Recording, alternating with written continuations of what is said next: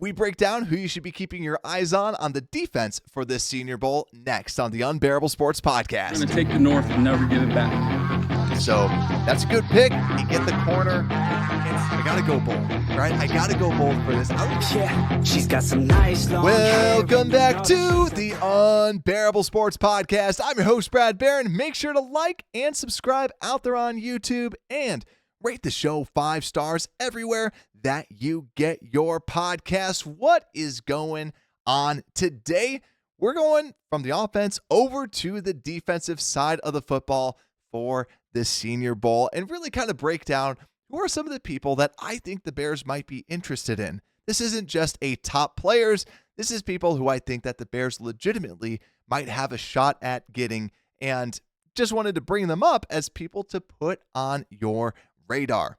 So without further ado, let's just get this ball rolling and talk about some defensive ends, because there is someone that has a huge storyline going into this, and that is Latu Latu. He is the defensive end out of UCLA, senior, 6'5", 265.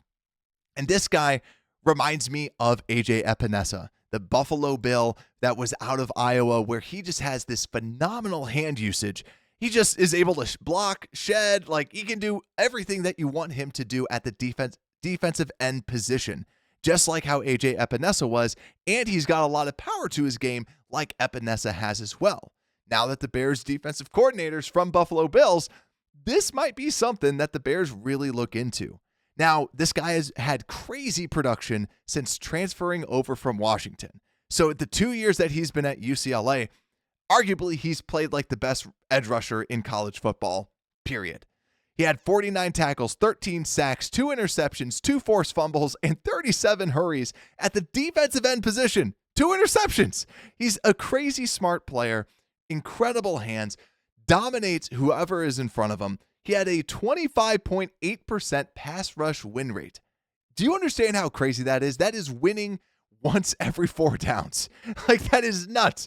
6.9% run stop percentage, which sounds low, but it's actually pretty high. He has good size, strength, speed. He has everything that you kind of want out of that elite edge rusher. I would like to see a little bit more bend to his game, but still very, very good. Now, why is he not seen as the best edge rusher? Well, for one, shorter arms, and like I mentioned before, the bend, I want to see a little bit more out of that. But really what is scary for teams is his neck injury. He had a neck injury when he was at Washington, and Washington said, you have to medically retire from football. Now, what he ended up doing was transferring to UCLA, because I guess UCLA was like, nah, you can play here. And luckily he did, because since he's come back, like I mentioned before, 2 years at UCLA, this guy has been crazy good. Right now, he's the number 12 prospect overall. He's edge 2 on the consensus board. He's edge 2 on my board. And last year had the highest grade out of all edge rushers across the NCAA at 96.3. Latu is absolutely crazy. Let me know down below if you're watching on YouTube.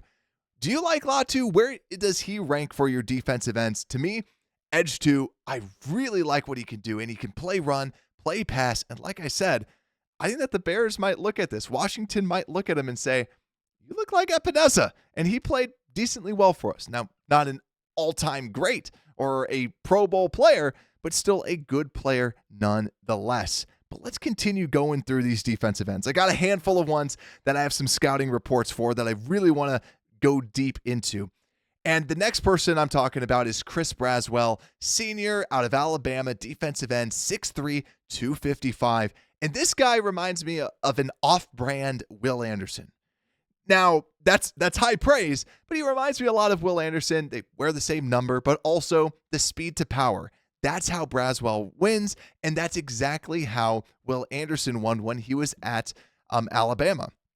And you look at Chris Braswell, 81 PFF grade last year, 72nd overall, and overall on the big board, he's 43rd, edge 6, and I also have him as edge 6. He's projected to go early day 2, and this is where this game is huge, because now you might have been thinking, well, is this Dallas Turner? I thought that there was already a defensive end from Alabama. This is the other guy, This is the other guy, not Dallas Turner, who's projected to go like top 10.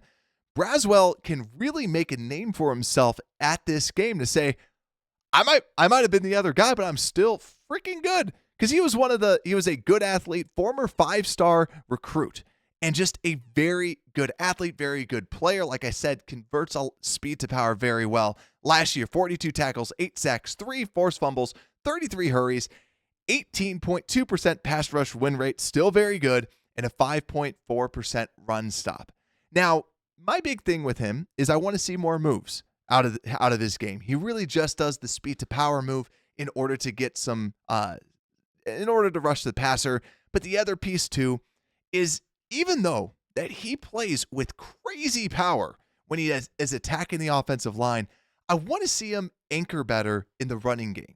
He seemed to really kind of get moved around, pushed back when he's not moving forward. He is a forward mover, and I think that's something that when you compare him to a Will Anderson, there's a lot of similarities, but Will Anderson was just an overall better defensive end prospect. But now let's go to the last one that I'm going to do a full preview on. That's Adisa Isaac, defensive end out of Penn State, 6'4", 254. My comp, I actually forgot to delete Nick Herbig from someone else. He's not comparable to Nick Herbig. I actually just found it was very hard for me to come up with a comp for this guy because to me, he's like the classic senior season guy, just a very well-rounded player. Plays the run very well, plays the pass well, and you look at his percentages, 13% pass rush win rate, not great, 11.4% run stuff, very good. And that's something that the Bears might really like, and this guy's projected to go late day 2, late in the 3rd round, and 63rd overall player, 7th overall edge, and I also have him as my 7th edge overall, 81.7 PFF grade, which was 63rd. This guy had 37 tackles, 7.5 sacks, 1 forced fumble, and 20 hurries.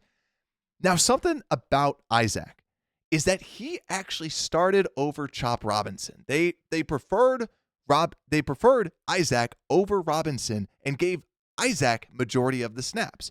Why? Because he's just a well-rounded player and just plays everything well. Like we said, 11.4% run stop is very, very good. He's just a good all-around player, phenomenal run defender, and can play all 3 downs. Someone that you want to have on your team, but I think the big question to me is, where's that ceiling? To me, he seems like a high floor type of guy, but a very low ceiling where I think he's a contributor, but I don't think he's ever going to be that star. And another piece too, 2 years removed from an Achilles injury. That obviously, when you have an Achilles injury, very, very serious injury. But the only other piece I'll say, didn't see a lot of strength out of him, even though that he's a great run defender. That's more of his own knowledge of the game rather than his own physical dominance. Because he was never really truly physical dominant, that's where I don't see that super high ceiling. Definitely someone to look out for. The only other person I just want to briefly mention at defensive end, Javon Solomon out of Troy, someone to definitely look out for. Had crazy production at Troy, but now we get to see him with the best of the best. The seniors, very good offensive lineman. How can he hold up against that? But now let's flip over to the defensive tackles. I don't have true scouting reports for these, but people to look out for. These guys are projected to go, they're soaring up draft boards. They were supposed to go in the 4th round.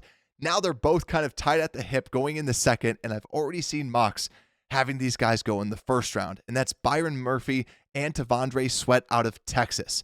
Look for that little Texas Longhorn logo on the defensive tackle helmet because these guys, like I said, very, very good players. I don't know why they didn't go higher originally, but they are the prototypical people that are rising throughout the draft, and because people are realizing how good they are. Kind of reminds me of Keanu Benton's rise to fame in the draft community.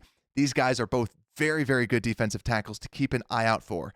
But some people that I think are going to be in the Bears' range is Ruke Orhorhoro. I butchered that. Clemson. I just kind of gave up halfway through. Defensive tackle out of Clemson, projected to go in that 3rd round, more close to the Bears' 75th pick overall. And Michael Hall, defensive tackle out of Ohio State. Just some people to keep an eye out for because the Bears could want to get them with their 3rd round pick because they want to add a little bit of depth. That might be one avenue that they end up going. But now let's go over to the linebackers, where all I got to say is we don't need a linebacker. We don't really have to look. If someone impresses you, then maybe. But I think overall the linebackers are very set. We have good depth. Maybe they get someone a little bit later, but just see if anybody impresses you from that linebacker position. Don't want to spend too much time on that. But now let's go into cornerbacks.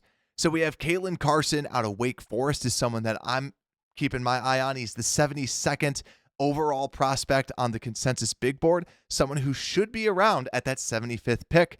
Yet again, do the Bears really need depth at cornerback? Well, it depends on what they think about Jalen Johnson and what they think about Terrell Smith. So Carson is someone to at least look at that range, but the other person is Mike Sainristil out of Michigan. He is more of a zone corner, kind of fits the profile that the Bears would probably want at the cornerback position, but yet again, 90th overall prospect, so someone you can get later on in the draft. Didn't want to, there's Kalen King out of Penn State that you could get in the early second. Bears aren't going to go after that, right? It's more of the later round people. But let's talk about the last position, and that's safeties. And there are a lot of safeties that are draft eligible that would be in the second, third round, kind of day two prospects for the Bears to look at if they wanted to move on from Eddie Jackson and not sign one in free agency. But let's start with the biggest name out there, and that's Kamren Kinchens. He's typically safety 1. He's the 32nd overall prospect on the consensus big board. 6 foot, 205. It said junior, but he's obviously at the Senior Bowl out of Miami. But his strength is his instincts. This guy is an aggressive safety. He can play the deep high, and that's exactly what you want out of this. He's just got these crazy good instincts, but he's also super aggressive. It's kind of that back and forth, where it reminds me of Jabril Peppers, where Jabril Peppers in college really was a risk taker from a safety position, and those risks really kind of caused him some problems. But later on, when he was able to adapt and really know more about the game, that's when you saw more consistent play out of him as a safety. He's projected to go in the late first round, early second. So if the Bears end up trading back, or whether that's the first pick or the 9th pick, he could be a viable option at safety. And also safeties kind of go anywhere. They can get overdrafted. They can get severely underdrafted. Safety is one of those weird positions. But last year, 59 tackles, 5 interceptions, 5 PBUs, and 1 sack. This guy is good. 13.6% missed tackle rate and 8.8 force incompletion rate. And really what you're banking on with him, high athletic traits. When I was seeing him play out there, I thought he was 6'3". Like, the guy just looks tall. He plays lanky. He's all over the place. And my God, his highlight film is fun to watch. Incredible ball skills, plays like a wide receiver, and just a very smart player. But also, too, he likes to lower his shoulder and make the big hits. So, like I mentioned, he's got all the talent that you want in a safety, in a starting safety. The biggest question is just his aggressiveness. That's why when you look at his PFF grade, 67.8, which was 440th, so that doesn't look good. But when you see the tape, you see the high-end talent that this guy has at the safety position. So if he ends up dropping, I would love for the Bears to at least take a look at him and try and grab him. But let's go to another safety that the Bears could potentially look at that I want to highlight, and that's Javon Bullard. Now, this is just the most basic, fundamentally sound safety that's out there out of Georgia. Yet again, another person that was listed as a junior, but a safety, thanks to the COVID year. COVID just messed everything up when it comes down to this. But 5'11", 195, and he's just a very consistent safety, just a very good safety out there that when you watch his tape, I was kind of bored. I was kind of bored of his tape, but he just plays football. 56 tackles, 2 interceptions, 0 forced fumbles, 5 PBUs, 0 sacks, 10.8% missed tackle, 16.9% forced incompletion rate, so can make plays on the ball. And just really, the way to think about this guy, he kind of reminded me of like an Adrian Amos. We're watching his tape, it's boring. He doesn't make splash plays, but he makes tackles. He makes good he just is there where you need him to. That's why he's safety 4 for me. And consensus, I have him in consensus. He's the 60th overall player projected to go day 2, and he was the 47th highest safety graded according to PFF. But really, just a good all-around fundamental safety. And there's a lot of other safeties out there. The only other person that I just want to call attention to is Sion Vaki, because this is someone that I know some people are super, super high on. I'm not as high on him. I have him a lot lower. I have him around like the safety 10, safety double digits type of piece. I also have him as marked as a day 3 talent, but some people I saw like PFF had him as a day 2 guy. And the reason why I'm so interested in him is that he is a former running back and kind of a two-way player for Utah. And that's the reason why I really want to see what do they do with him. Because the thing that it looks like is it does look like he's a two-way player, and it looks like he is a running back playing safety. Wasn't really high on him, but that's why I want to see him and what does he do. But the only other people that, like I said, safeties, there's a lot of really good safeties. Bullard is kind of the highest that's out there. But then there's Jaden Hicks out of Washington State, Cole Bishop out of Utah, James Williams, another person out of Miami that can play more of that high look. Tyke Smith. There's so many good safeties that are out there. Just keep an eye on those guys for sure. But let me know if there's anybody that I may have missed that you are really excited to see on this defensive side of the football that you think that the Bears might be trying to pursue. With that, make sure to like and subscribe. And with that, Unbearable Sports Podcast, we are out.